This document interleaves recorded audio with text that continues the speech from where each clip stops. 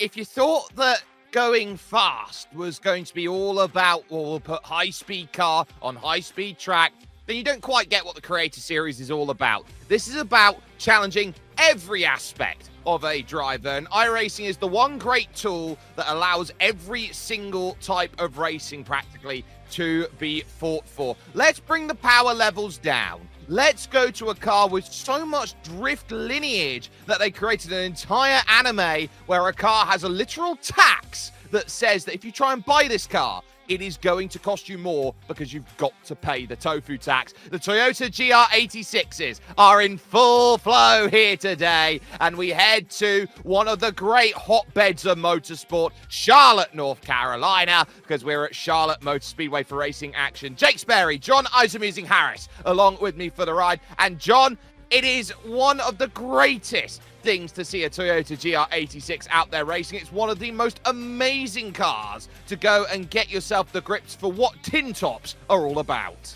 Oh yeah, just a car that was born during the Group A period, and it's raced in every single category that I can imagine as I've looked throughout the internet to find a category where it wasn't allowed to race, and pretty much nothing came to mind. So yeah, this car has seen modifications, appearances, as you said, in many series, and indeed the newer version is equally as popular as well. So it's a lovely car to drive. Also in iRacing, you got quite a bit of grip, low power compared to, well, the Formula 1 car that we were driving the previous week. So a little bit of a change of style. However, we are obsessed with ovals at the moment on Creator Series.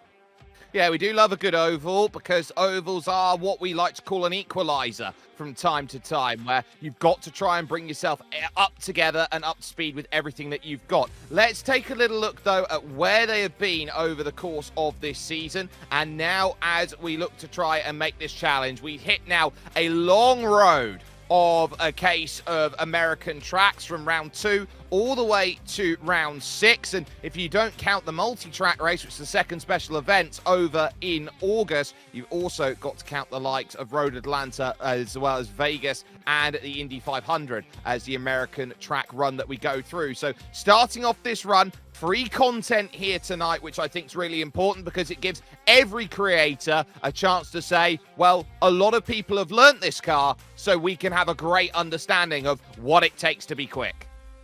Yeah, a lot of people will be wanting to be very quick in this one because it will suit their driving style. You know, this is obviously a car rear-wheel drive, front engine, so there's a lot of different styles that can work. But also, everybody wants to win in the GR86, don't they? You know, it's one of those iconic cars, and I would be slightly disappointed if nobody is running a Panda livery today.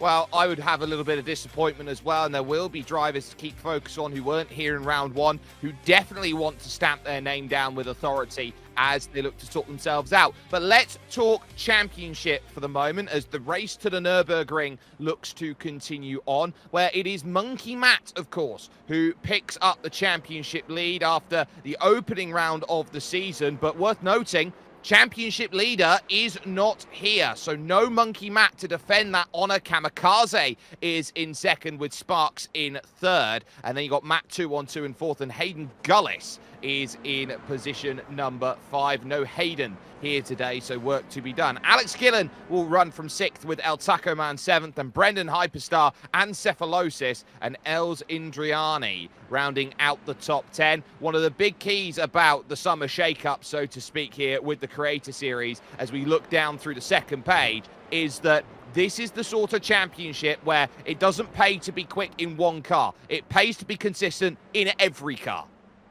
Had a chuckle then as soon as the safety car was going through the chicane. I didn't really expect that, but lovely to see the Legends car as the safety car once again. And yeah, it's all going to be about consistency. I got a shout out to Monkey Matt though, going for the 100% win ratio there by not showing up this week. That takes some courage. So yeah, shout out there. As you can see, we've got a big host of liveries here, and many people going for different colors. So I do love the fact that everybody can get expressive and, you know, have your own livery. That's one of the great things I think it is about iRacing, and you know, the expressions and expressiveness of the drivers is out on full display. Hopefully not in the driving style sometimes, as we want to see many cars facing the right direction into turn 1. Absolutely, and the IGL coatings colours then on the front for Kamikaze, part then of the wonderful team that has known itself very well actually for its running in the radicals rather than what we see there. There's Punju then just at the end of practice for 25 seconds. Expect to see, oh look at that for the ricochet as it goes through with the contact. So Punju decides, well, I'm not going to get another lap in, I might as well test the safety of these barriers. Yeah, just testing the sturdiness of that front right tyre. Obviously, he knows now that he cannot just go in all guns blazing. And yeah, I think everybody's just trying to get the biggest punt award for practice, which, you know, I can respect that. And it looks like actually everybody's going for a pile-up at turn 1, which is, oh, yeah, we're going the wrong way. Thankfully, this is practice. And wow, that is the fastest crash I think I've ever seen. Just out of the pit lane, turn right, into the wall, lose a tyre. Brilliant stuff.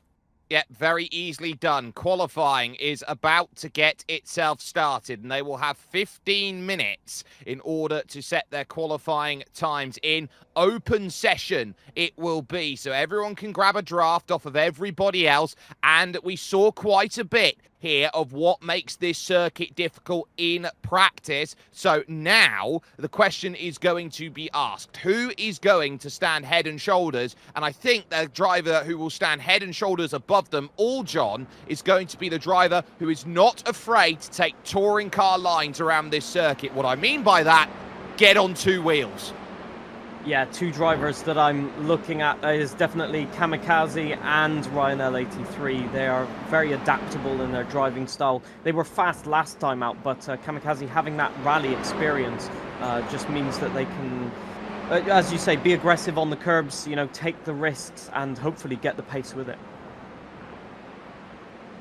So that's going to be a lot that we have to go and navigate through. We've got likes of Ryan L83 back again, but this is a good chance here, John, to talk about some of the drivers out there who weren't in the opening round of the championship, but who are here for round number 2. The number 15 machine is being piloted today by Supreme TV. So can Supreme find a way to be supreme with all of the effort that's there? And someone with a lot of drift lineage and legacy, someone you know very well from the WRC series done with the Creator Series, Aerotech, massive drift lineage, will love this car. Yeah, indeed. He will not love the fact that there is a limited traction control helping them here. So you can go sideways, but only to an extent. So, yeah, you've got a lot of talent here that's going to be wanting to show their pace, including Aiden Paul. Sorry, my apologies for butchering the name. I do that sometimes. It happens. But yeah, there's so many quick drivers here today that obviously it's going to be tenths of a second. It always is in these, I don't want to call them road cars, but sort of the road lineage cars. Where, you know, the slightest bit of difference in the brakes can gain you just a little bit of time, but everybody's confident enough to push the limits. And unlike in Monza, there isn't a huge track problem or, let's say, huge track danger, really, with the banking. So everybody can push to 100, if not 110%. They certainly will push, and you can see 2 tyres under the apron for Aiden Pole, really trying to chase up and moves all the way to the right-hand side, right up against that safer barrier on the exit of NASCAR 2 and into the chicane. It's had many different variants of it, but of course, there's no real declaration to see out there at this moment, John, to say you can go underneath the oval. So we call that the apron. You can sometimes go underneath, but it's going to be a case of it's never the quickest way to run down underneath the oval because that banking effectively carries the speed fantastically. For sure, it's kind of the risk versus reward of do you want to cut to the insides to take the shortest line or use the overspeed on the banking, and that is going to be one of the biggest questions. I mean, they've done quite a bit of practice as Aiden Pole goes fastest provisionally, 130.1, so we're already getting some competitive times on board. And you can see here actually that the drivers are very confident in their racing lines already, taking maximum speed. There's a funny infield section here where you've got some blind crests and some very unsighted corners. So this might be some very good racing from race time because there's multiple lines, there's the possibility of switchback, and with mechanical grip rather than aero grip, as you said, there are multiple lines that you can take and multiple ways of being fast. So it'll be interesting to see which driver can exploit that the most, and we may even see some very creative overtakes, that's for sure.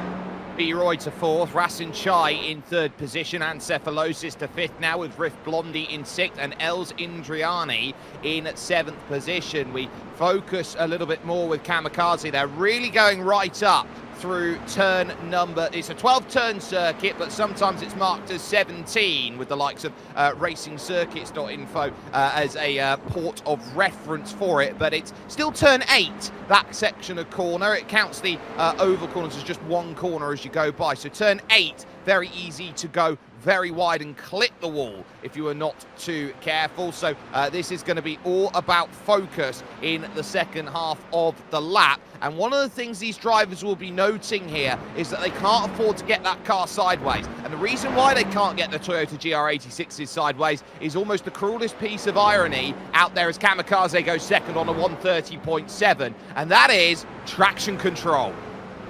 Yeah, as we said earlier, there's limited traction control, so you know, no way to disable it. They're all running the same setup as well, so there's no advantage to be gained there, and that means that it's all down to the driving. But you know, with such a difficult, well, a lot of grip on the chassis, but sometimes the power delivery can be a little bit uneven. So on the road car, there is traction control, and that just means that there's a little buffer there to save you on those moments where you really want to put the power down. However, it does mean also that you can take an unconventional line, cut to the inside, for example, after the apex, just floor the throttle and hopefully get away with it with the traction control. So I'm sure we'll see some drifting moments still with people trying to abuse the traction control a little bit. It's going to be fun to watch. As you can see, the car just drifting through the corners. That's one thing we'll see as well, is four-wheel drifting. As you know, the rear just tries to slide, and then the front tires just complain a little bit. And again, over those curbs, there is the possibility, and we've seen it many times before on this track, that you can roll the car. Yeah, you've got to be careful. They do have a roll cage in the cars, but they don't want to be starting to flip it over. Looking at the times, Alex Gillen's just gone third quickest, and I want to point out the car in fifth as we go to Aerotech in the 03. Grand Pooh Bear, for those who love a whole heap of quick cars and even the likes of speed running. Grand Pooh Bear is a legendary name when it comes to streaming. It's just wild to have so many great names on the leaderboard, isn't it? I'm just looking up and down and thinking, wow, all of these people, people that I looked up to and still look up to, indeed, in terms of content creation. So they'll all have also their points of view available at, well, hopefully throughout the whole race if they don't have problems on their end.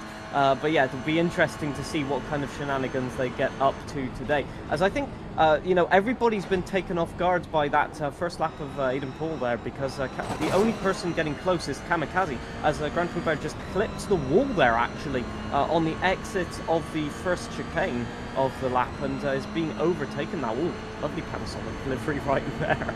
Lovely stuff. But yeah, now he's got the slipstream, which is a bonus, but he'll have lost time with that wall clip. Well, not only that, that would have indicated a 0x instant point by clipping the wall on the right-hand side, which will invalidate the lap. It doesn't matter in qualifying if you get a 0x, 1x, 2x, or 4x instant point as you go around. If you get one, and you can see a massive hit of the wall through turn number 1, that's going to be another one gone. So when it rains, it pours, gets turn 1 wrong, and in fact, it's going to pull over to the side, reset the car away, and decide I'm going to go for another lap then as I try and go by. So it really goes to show you how tough it is. Aerotech up to 3rd position, B-Roy to 4th, Matt212 is 5th, but it is your top 2 who are cleared by miles on the rest of the field. Aidan Pole and Kamikaze are nearly a full second clear of everybody else.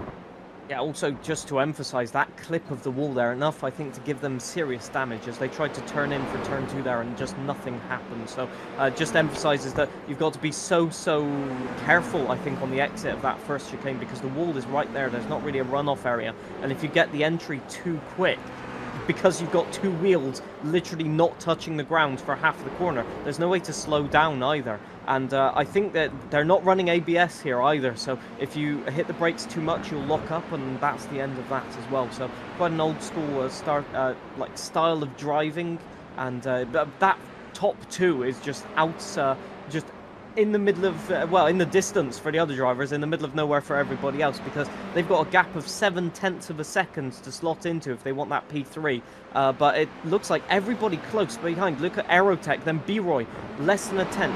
Matt 212, less than a tenth after that. Sparks, less than a tenth. Alex Gillen, less than a tenth. So they're all within basically 2 to 3/10 of a second after that. So it's a real fight for the top 5.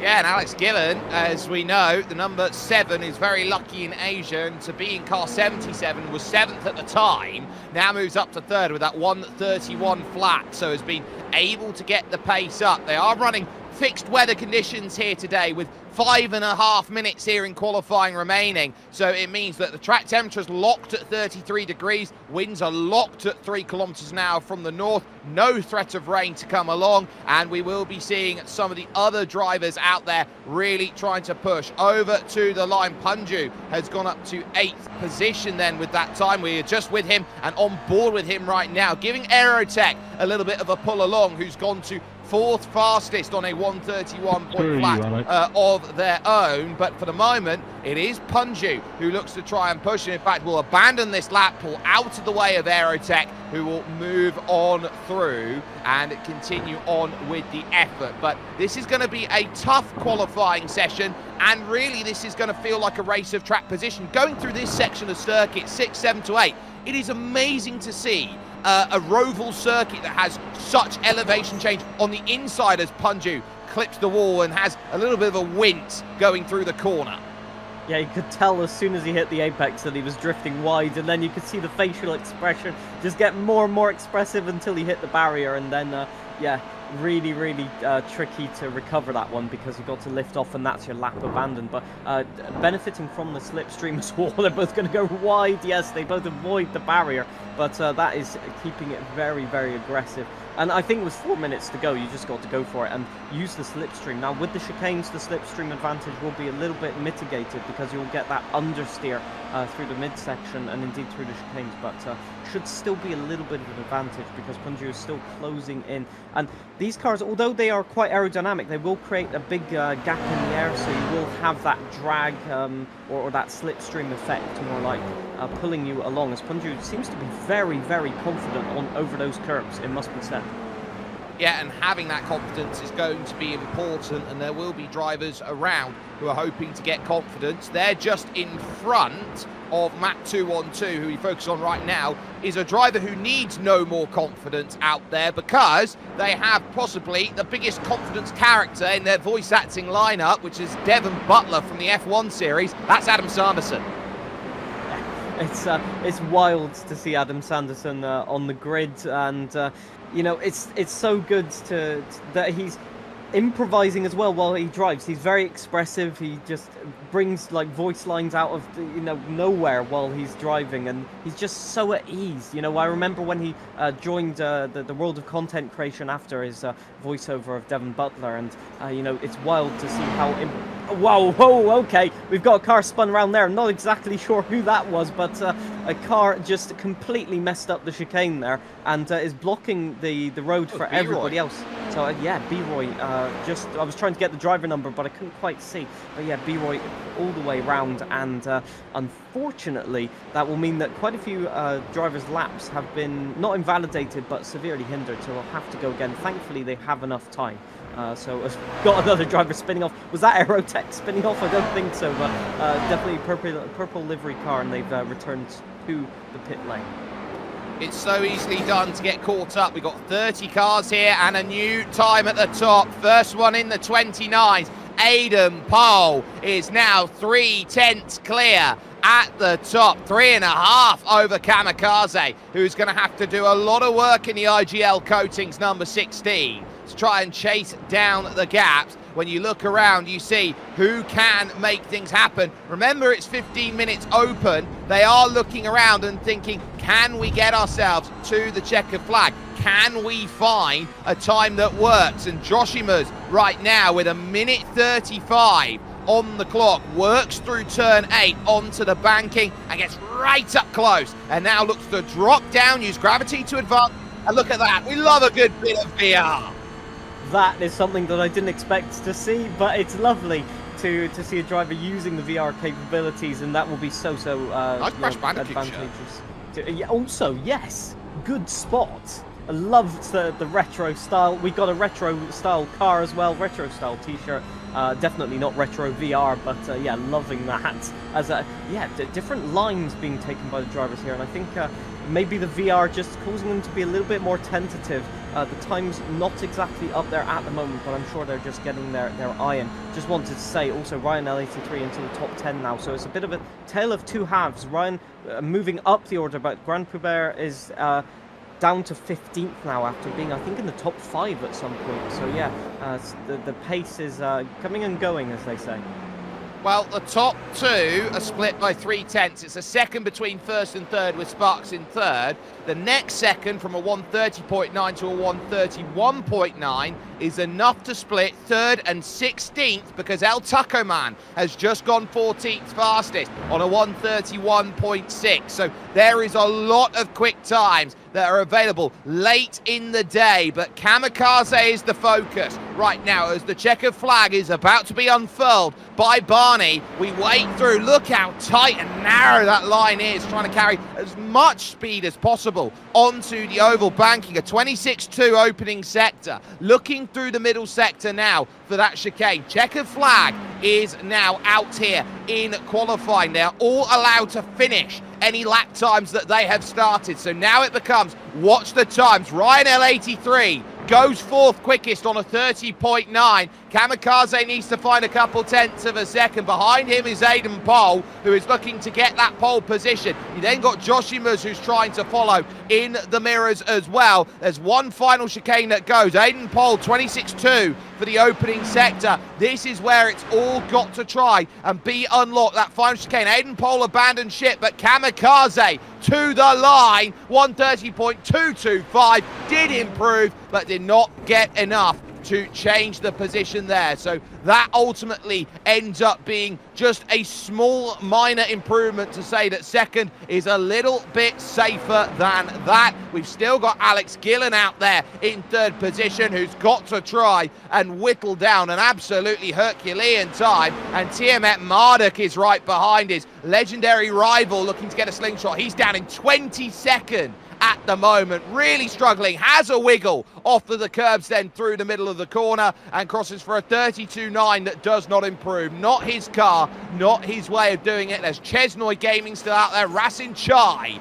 is possibly the last car out there who can put a lap time on the board. And as we watch with Chesnoy Gaming here, running through the right, running through the left, slightly misses the apex there on the exit for safety reasons, and crosses then and does not find improvement. So that looks like, John, it's going to be that as far as qualifying goes. It's a story of two at the top and everyone else is giving chase. Shout out to Supreme TV, who moved into the top 10 in the dying moments of that qualifying session. So a good lap, to be honest, from them. But yeah, I mean, Aiden Paul setting that benchmark at the start, just putting everybody else under pressure. And then Kamikaze, the only person able to follow, essentially. So that was surprising, because I expected the gaps to be quite condensed, which they were, to be fair, from third place all the way to 16th, as you said. So not a lot of people finding an improvement. I think just maybe over pushing the limits of the car. So you've got no front, sort of big front splitter on the car. So as soon as you start drifting out wide, you're forced to turn in a little bit more,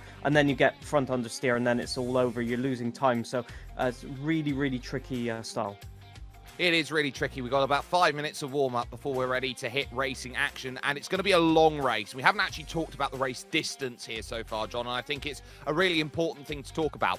44 laps here today. This is not going to be as easy as people think it's going to be. You've got a lot of laps that you got to turn over, and on top of all the laps that you got to turn over, this is a circuit where if you breathe the wrong way with those anti-cut curbs all the way around it, you're going to be flying off in all sorts of different directions. It's going to be a game of pinball, basically, in the mid part of the race. So how do you keep yourself out of trouble around a circuit that just prioritizes that everywhere is a trouble spot?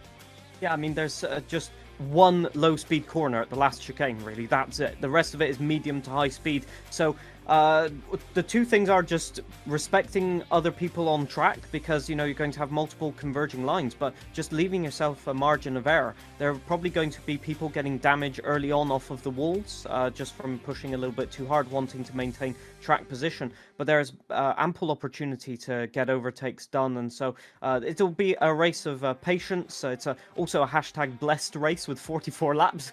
Just a bad joke there, but I'll take it. But yeah, it's going to be one of those races where you've just got to just bed yourself into it, and keeping the tires alive as well is going to be a huge factor, because if you start scrubbing the front tires, you'll overheat them, and then with the traction control, you'll have no way to push the rear end around and sort of regain oversteer.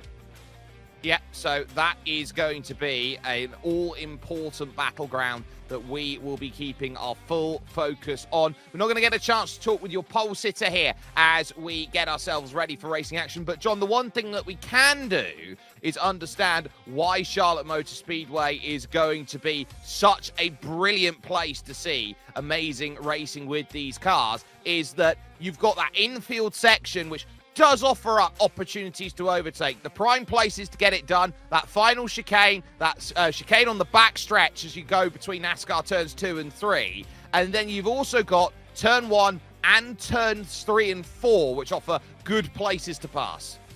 Yeah, I mean, everywhere is an overtaking opportunity because of the mechanical grip of these cars. So there's not the sort of dirty air effect that you have, for example, in open wheel cars or maybe endurance cars as well, including GT3 to a certain extent. So yeah, you've got multiple opportunities, and it's the infield section gives you a good balance between sort of the oval racing and oval strategy of driving, and also just the regular road driving as well. So a good test of our drivers also. It will certainly be a great test. Let's take a look then at our starting grid for racing action here today from the Charlotte Motor Speedway road course. And it will be Aidan Pole on pole and the only driver to break into the 129s, a 129.907. Alongside on the front row is Kamikaze, who will be looking to go through, as it looks like we've got a bit of practice time out there at the moment, or warm-up time as it currently goes on this. So it will be Alex Gillen who will end up in third. So there you have it, front row, Aidan Pole and Kamikaze on the front row of the grid. It will then be Alex Gillen on row 2, running Lightning McQueen colours, and the Bluey machine of Ryan L83 doing it for all the dads in 4th position. Sparks will go from 5th with Aerotech in 6th, looking to give as much focus there with B-Roy, who looked very quick in the opening round of the championship. Matt 212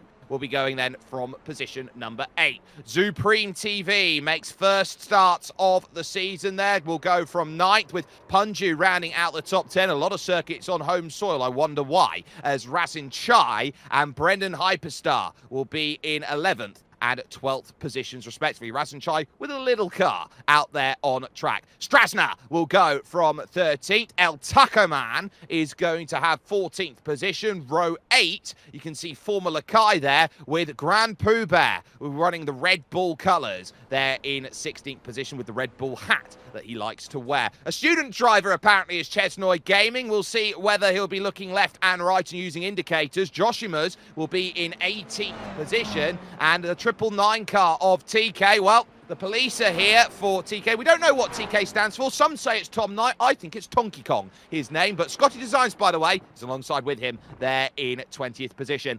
Ancephalosis and Tiamat Marduk had the same livery at the opening round of the championship. 2 different liveries for these drivers, but 21st and 22nd they are, with Adam Sanderson and Rift Blondie there in 23rd and 24th. That car of Rift Blondie's is great there in 24th. You then got Tom 97 and Els Indriani running the wonderful Anya livery there that is going along from Spy X Family, I believe it is, in 26th, with Ultra Killer 27th and Super Noodle Bagel. It looks like they're running teammates today. Another Lightning McQueen and Little livery that is there in play. Your final row will house Killer Cleo along with Gwatz. That will make up the 30 cars available out there today, as they now set themselves up for 44 laps worth of racing. As is a little bit of a uniqueness here around this circuit when they do grid up, John, and get themselves ready for their one full pace lap behind the Porsche iRacing first safety car.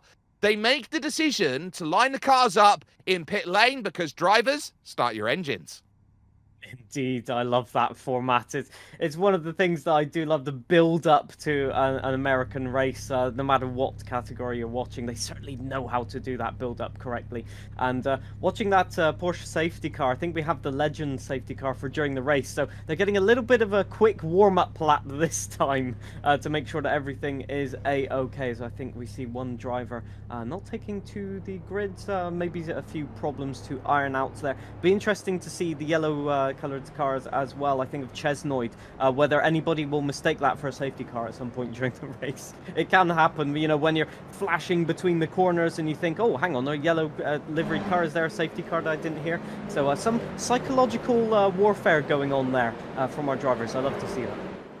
Yeah, Tiamat Marduk's decided, I'm not going to go. Oh, am I supposed to? And then does decide then to launch and get going. The one car that was down in the boxes effectively missed the start, so it's going to have to start from pit lane, was Formula Kai, who qualified the car in 15th position and is going to have a lot of work to go and put this back in the way that is needed. So they get this one pace lap to get themselves sorted and situated, and this is a car that pretty much in almost every region there is some form of the Toyota GR86s out there that makes a push. And I tell you what, there's a lot that goes through. This is the series that you see a lot in Australia being run to prepare drivers as effectively a feeder series to go into the V8 supercars. Yeah, well, it's got the same layout, the same type of aerodynamics as well. It's a very stable base where the engine power doesn't override the mechanical grip. So you can push and attack a bit like in V8 supercars. And so, yeah, it's an incredible platform to prepare. And I will say relatively cheap in real life as well. So, you know, you can afford to drive in the series and sort of build up your driving career with it. And obviously a fan favourite on the road as well, as there's a limited supply of them for everybody who wants to obtain them as a homage. And it's available. It's in many series, including as we've mentioned, Initial D, but also MF Ghost, the continuation series from that as well. So yeah, a fan favourite, that's for sure. And I think everybody will be wincing as soon as we see one of these cars in the barrier. I think everyone will. There will be a lot of kinetic energy that will be dispersed on any of these incidents. We are at America's home for racing. This is pretty much the basis of a lot of the NASCAR teams. They run out of Charlotte, North Carolina, and it is going to be fun, the base of NASCAR. But today we're going a little bit lower in terms of speed, and we are getting the Japanese cars out there and racing. These Toyota GR86s then will look to take flight and give what they can. Pace under the control of Aiden Pohl, who goes right now as the green flag drops, and we get underway for racing action here from Charlotte Motor Speedway. It's single file through the majority of the first few cars that go on through. A little bit of side-by-side for B-Roy and Supreme TV into the opening corners, but aside from that, it's a clean launch and a clean getaway. Trying to just get their eye in on this one. I think a lot of people were very nervous through the chicane there, trying to go too wide.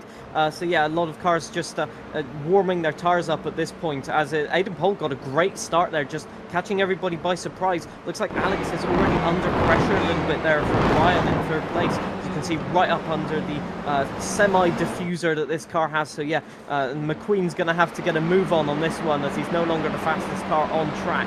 I've seen that movie storyline somewhere else. Funny that.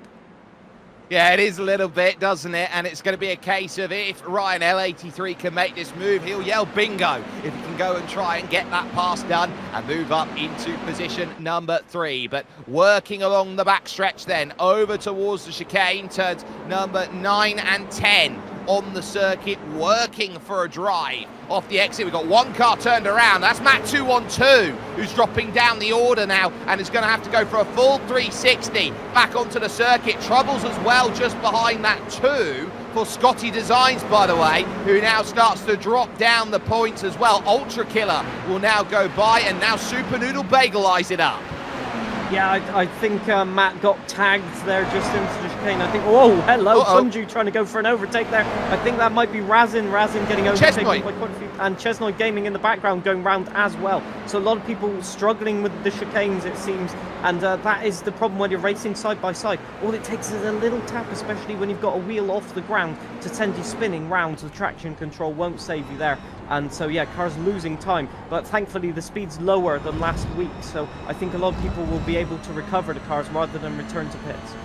So Rasin Chai did it to himself. He outbroke himself trying to make the move. Chesnoy got run over by Grand Pooh Bear. So ultimately, as far as a start goes, Grand Pooh Bear, welcome to the Creator Series. It's nice to know that he's making friends with the locals out there and causing carnage and havoc to start the racing action out there. So now onto the oval banking here on lap number 2. Little bit then as we see Punju trying to work with Brendan Hyperstar, who's no stranger to ovals, has a lot of great history and lineage when it comes to the IndyCar scene on iRacing with Team i5G. But looking around, it's Strasner just in front, and if you're cheeky around here, you can start using the NASCAR tactics like the bump drafting, or you can get up a freebie if Sparks doesn't go around in fifth position, all on his own, fighting hard with Aerotech, and he just overcooks the corner and spins.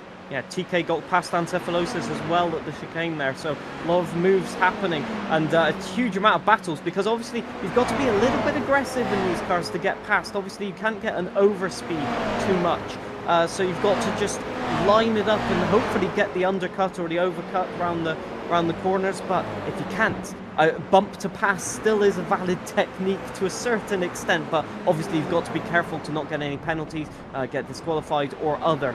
So yeah, it'll be interesting to see. But Punju obviously using just the spooking technique, as we've got a move here. This is Ryan going on Alex Gillen, and it looks like he's got it done really well on the brakes there, just using the brakes to rotate the car. And Alex, I think, was just caught off guard there, as Ryan has been trying to get past for the last 2 laps, and now he's got it done. Can he pull away, as the gap is now 2 seconds to the leader for Ryan? Kamikaze getting dropped a little bit, but he's still within 1 second. So he's got to start pushing, and he's just got to try and get the foot down and make sure that Alex doesn't compromise his lines basically into the corner. You cannot afford to go defensive, because you will lose multiple tenths of a second every single lap. Look how late Alex is diving on the brakes. He does not like to be overtaken. He will throw the car, and I think he's thrown the car into the barrier. You can see damage there for Alex. He has got that wrong. He's tried to go aggressive, and it has not paid off. Yeah, you can see how close you go into the corner, and Alex Gillen's tried to carry that speed. Aerotech's done exactly the same. They've both clattered the barrier on the exit, and they just haven't been able to hold that same amount of speed that Ryan L83 does. Remember, he's a former professional when it comes to the sim racing scene on iRacing. He ran with the Radicals Online team, and he is lightning fast. Kamikaze with the fastest lap of the 29.7 in the tow. We're going to go on board over through turn 1 and turn 2 with Supreme TV at the moment, taking a look at the dash as we move into turn number 3. Little dip down the hill, and again for turn 4. Slightly on camber, throws you through the corner, chasing down B-Roy. This the battle on for 6th place.